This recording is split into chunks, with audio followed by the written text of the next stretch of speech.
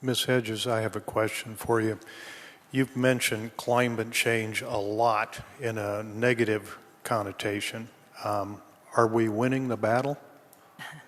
Mr. Chair, we are not. Okay. We're losing the battle. We have till 2030 to really get a handle on this problem, and right now we are not doing enough to actually get to that. That leads me to the next question then. What will it take to win the battle?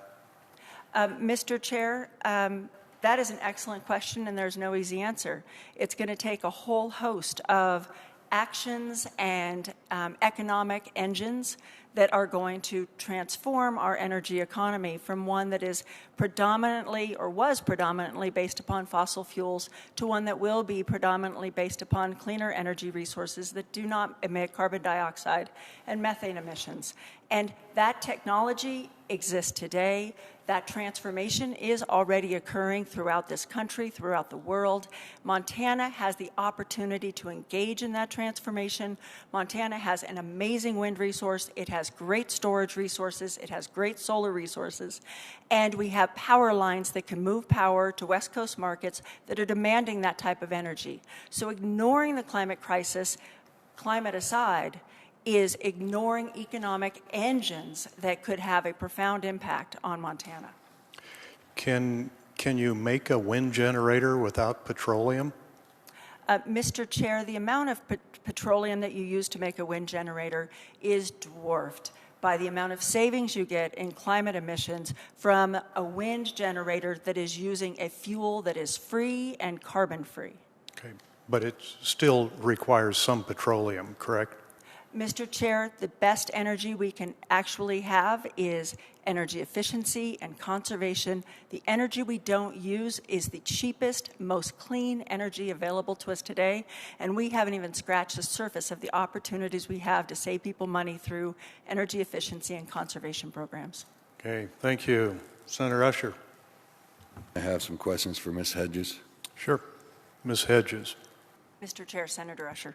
Mr. Chair, Ms. Hedges, so you stated that you've read the transcripts since 1972. So my question is, in 1972, if I remember correctly, because I was around and a lot of us in the room were around, did they mention in those notes that they were talking about global freezing? Mr. Chair, I don't recall that comment in those transcripts. So, Ms. Follow-up. Go ahead. Mr. Chair, Ms. Hedges, so if you can correct me if I'm wrong, is back in the 70s, we were talking and everybody was concerned about global freezing. And then groups came in and said, oh, we're worried about global warming. And now recently you guys have changed it to, oh, it's climate change because we realized that, oh, global warming was wrong. The cycle of the whole Earth throughout time cycles in climate change. Is that not correct? Mr. Chair, Senator Usher, there's a lot in that, so let me unpack it. In 1968, there was a conference that the previous Department of Environmental Quality held and sponsored by the governor, in which they did talk about climate change being an issue. The fact that the buildup of greenhouse gases in our atmosphere has a potential to change our climate and warm it. That preceded the Constitutional Convention. So there's that. But the climate, while it has always changed, it has never changed so rapidly in such a short amount of time. And humans simply, and the environment simply don't have the opportunity to adapt when your climate changes so profoundly in 100 years. And that is scientifically shown to be induced by human activity and the burning of fossil fuels. So while the climate can change over time, what we are experiencing now is way outside the boundaries of normal. Follow up. Go ahead. Mr. Chair, Ms. Hedges, so you talk about the last 100 years and it's changed, but prior to the last 100 years, we really weren't keeping track scientifically. Mr. Chair, while there were not scientists back in the 1700s looking at ice core samples, there are today. So it is amazing what tree rings and ice core samples and all sorts of other information embedded in the earth can provide us regarding the history of this planet. And so one of the things that scientists are able to determine is how much CO2 was in the atmosphere at the time, what temperatures were. I mean, they're scientists who are a whole lot smarter than I am when it comes to deducting information from all of this material that exists around us today. And one last follow-up. Go ahead. Mr. Chair, Ms. Hedges, so a lot of people that are opposition just want to get rid of fossil fuels. And I guess reality is, as we all know, that non-fossil fuel electric production is not ready for today. It's not there. We don't have the money. We don't have the resources to get it done. So my question is, I'm sure you have a cell phone. How do you want to charge that cell phone if we're not allowed to do something? Mr. Chair and Senator Usher, I love that question. It's a really good question. I have solar panels on my roof, so I try to use that as much as I can. But the bottom line is, you're right. We are not going to get off fossil fuels this year or next year, or probably even in the next decade. But we have to start minimizing our dependence on fossil fuels as soon as possible. In fact, scientists are saying we should have peaked out on our use of oil, gas, and coal in the last few years, previous to today. So while we need fossil fuels to keep the lights on in some areas of the country right now, we need to plan for a transition, because I would disagree with you. We have the technology available to us today to solve this problem. We just don't have the will. What we do need is a plan to help make sure that all these union folks continue to be employed in the energy sector and have good jobs that can take care of their families. We can do that if we start immediately thinking about what the future is going to look like.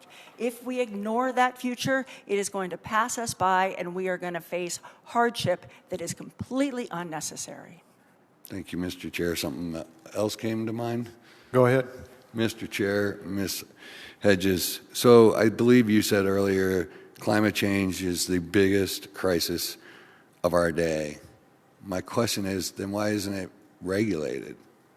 Mr. Chair, all around the globe, the countries have gotten together, and they have all decided that each country is going to take its own approach to how it addresses climate change, and they are all going to decrease their emissions.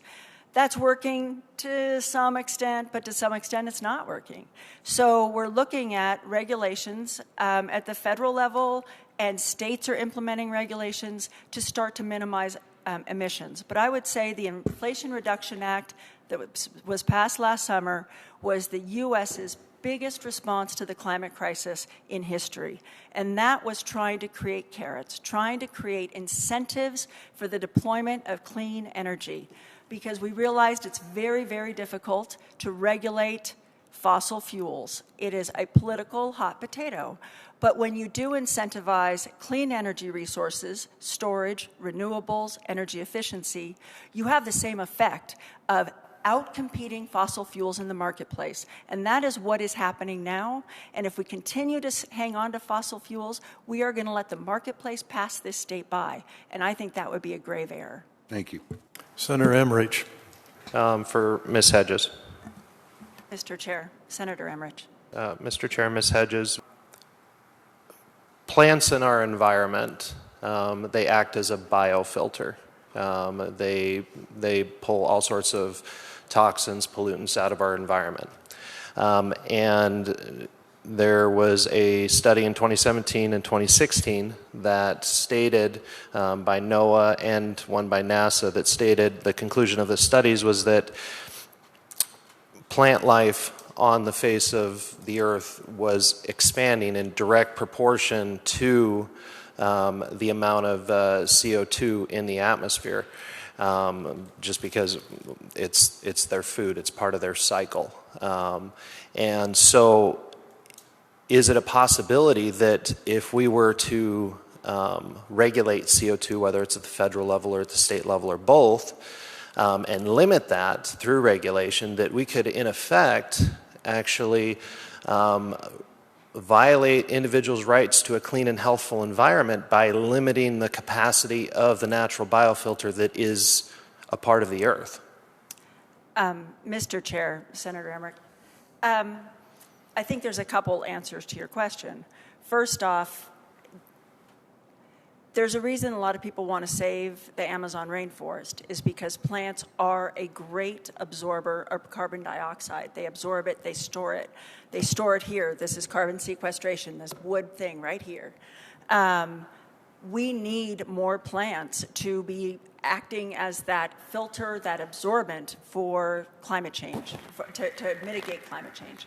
So while that is true, what we are talking about is something that's much greater than just plants' uptake of CO2. So plants also need water. And when you have a change in climate, you impact not only the amount of water, but the type of water that falls from the sky. So in Montana, when we see decreased snowpack, when you see the loss of glaciers, what you're losing is the storage of water so that farmers throughout the course of the summer, as we face record heat, that those farmers still have water available. So you can have a lot of CO2, but if your plants don't have water, don't have an adequate water supply, or the temperatures are too high for your plants, then you are being counterproductive to the growth of agriculture. With respect, you didn't answer my question. I asked, was it possible that we could inadvertently violate people's rights for a clean and healthful environment by limiting that biofilter? If your question is if we are taking CO2 out of the atmosphere and taking that away from the plant's opportunity to use it to assist growth, then are we violating people's right to a clean and healthful environment? Is that your question?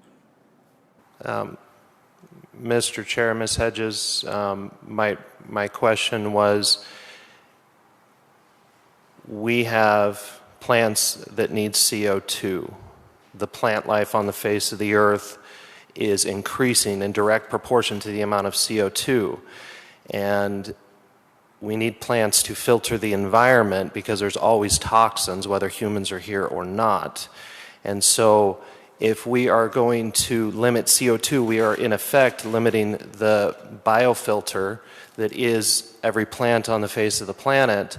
And when we're limiting that biofilter, we're then limiting people's right to a clean and healthful environment because they are the cleaners of the environment.